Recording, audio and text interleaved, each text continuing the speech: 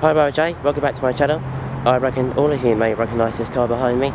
It's the crazy Ford Focus ST, owned by Peter. And now as you can see, lots has been done to this car, so let's find out all about it.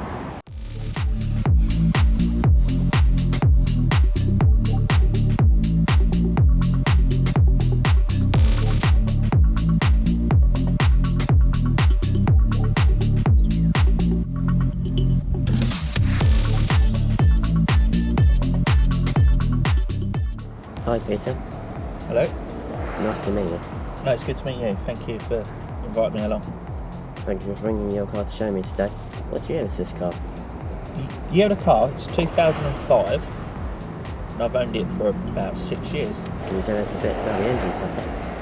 Yeah, so the engine, it's a fully forged engine with Wozner pistons, IPEC beam rods.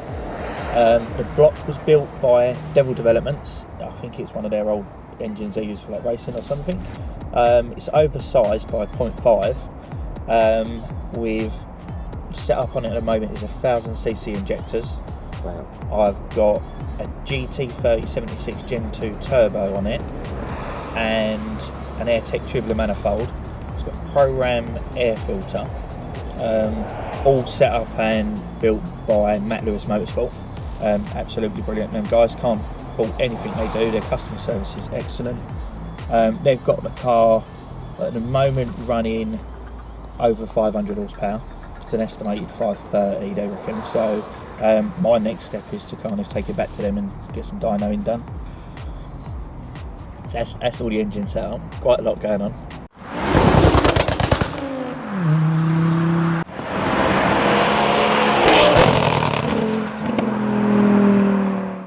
Wheels and brakes and suspension are you running? So wheels, I've got some 1552s. I chose them wheels. Actually, it was pure luck. They come up for sale from a guy called Ian Taylor who runs Ford Mania, and they are the exact same wheels that I had on the Forza Motorsport game, because that's where I designed all this car, as we'll see later on the outside. And the wheels look spot on, in my opinion. I've got a Powerflex anti-lift kit, and it's all polybushed as well, polybushed on the gearbox. The brakes, for the power I'm running, I've had to go for big brakes, so I've got the Puma Speed big brake kit. I think it's fairly new, and Matt Lewis put it on my car, and they said, oh, we've only done it on one other, and they are brilliant. They are really good compared to what I had on there before. I mean, to get this thing to stop when it's flat out, they do a fantastic job. And they're a little bit smaller than some of the others on the market, so they fit behind my wheels, which is brilliant. Have you changed anything inside the car? Inside the car, not really. I did a couple of blue lights up in there, some red lights down in the bottom. So not at the moment, no. One of the things I missed out on the outside was the suspension. I'm running Bilsteins, so B14 coilovers. You know, they're excellent, really set up well. Got the car sitting nicely. I had stock on it before, so compared to them, yeah, it's like night and day. The handling there is really good, so yeah, I'm impressed with that. Let's talk about the outside of the car. There's a lot going on out there. There is indeed, yeah. With the outside of the car, so like I said, with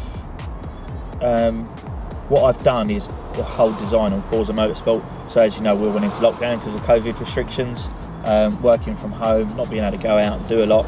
I sat on my computer game and just started playing around. And someone said to me as a joke, oh, why didn't you actually do it on your car? I thought, yeah, you know what, why not? So I've made some contacts in the car scene and reached out to Mark Chamberlain, who is the owner of Mark 1 Graphics, asked him if he could replicate what I'd done on the game, and he did. Yeah, he's knocked it out of the park. Everything he's done and sent through to me, I've stuck on the car, as you saw, Harry, because you saw me sticking them on one summer. Yeah, so it's just gone from there, and every time I go on Forza, it's like, oh, let's do a new sticker. So everything on the car is what's actually on the car.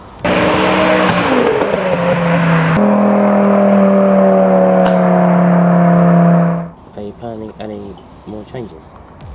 Changes, yes. So I think like any of us in this game, you never really stop. You just keep doing stuff. So obviously this car's running just over 500 horsepower at the moment. It's a front wheel drive car, so that's a lot of power. It's all kept into check with Cyvex. So Cyvex standalone ECU is absolutely brilliant, set up by Lee from Devil Developments.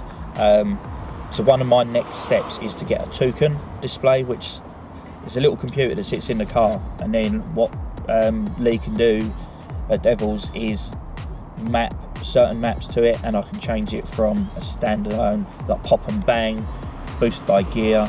It has launch control. Launch control's on it now, but I can do it all from a little screen. But like I say, the standalone ECU there by Cyvex is phenomenal. It stops the car from just all out wheel spinning. Obviously in the damp it's a bit leery, but on the dry weather it really does hold its own. And that's where you hear a lot of that popping and banging when you're pulling away, because it's trying to cut it and stop it wheel spinning. Yeah, so that's my next thing, hopefully doing the next couple of months, and then focus on the inside. So I want to get a new stereo amplifier because I like my sounds as well. But the stereo in these cars, they're pretty good and the sound's pretty awesome as well. But I want to go for an Android and get all the subs and stuff in it. So yeah, that's the next step. Great. Go and listen to it. And yeah.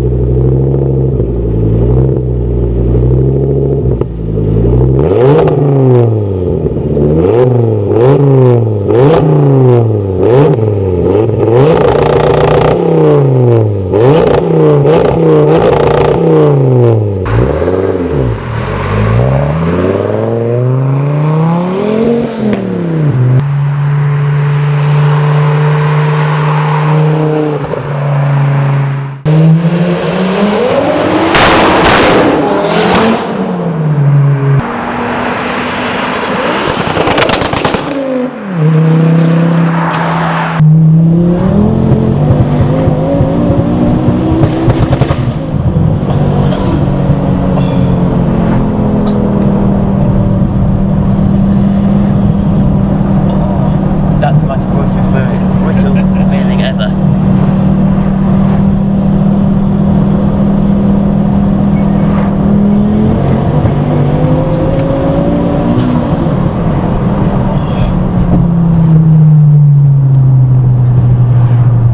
I think those people must have got a complete earful of Focus ST.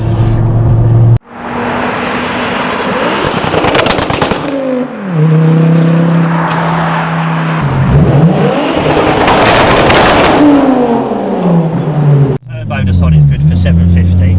The engine is been built to take up to 1,000. Mine is to go around 600 bracket,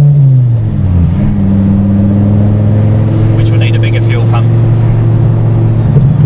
and then some Newnham cams, a bit of tuning.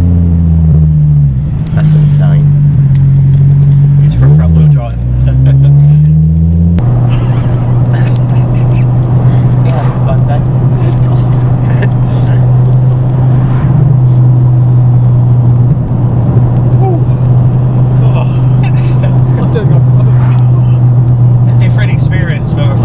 Drive to a rear wheel drive, and it's just a different animal completely.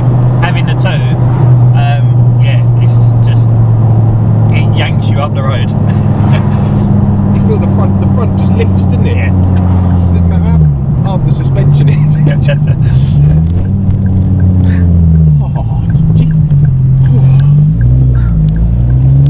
prepared for that, I'd tell you. I knew it was going to be quick, but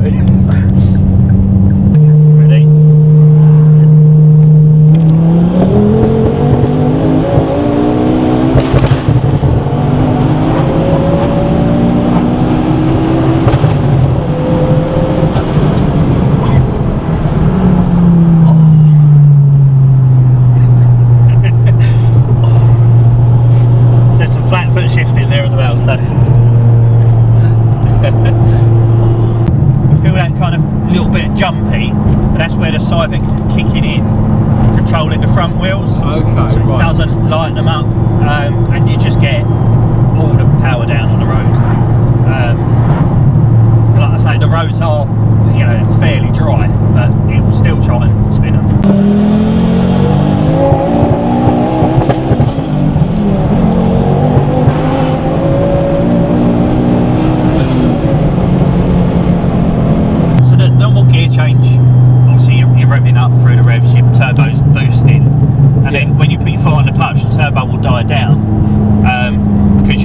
the accelerator. Yeah, yeah. So the turbo's going to die down, but with the flat foot shifting, your foot stays flat on the floor, so it revs around to 8,000 revs on the limiter.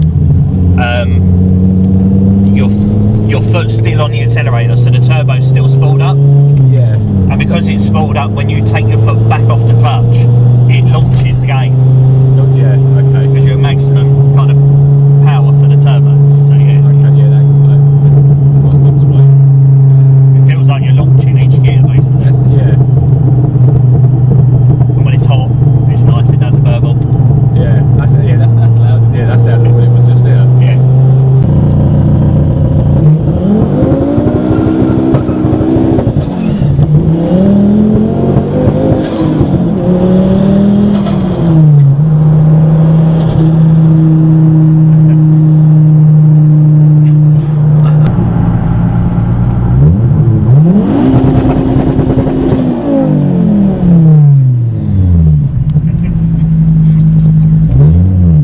There's something about the sound of a Yeah. tuned 5-cylinder engine.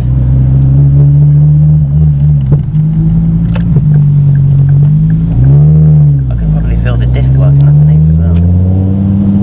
Yeah, working in overdrive.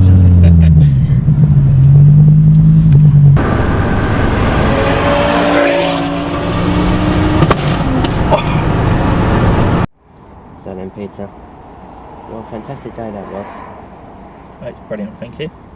Thank you so much for the ride, thank you so much for coming down with your beautiful car. Thank you, and I hope you really enjoyed it. I really have.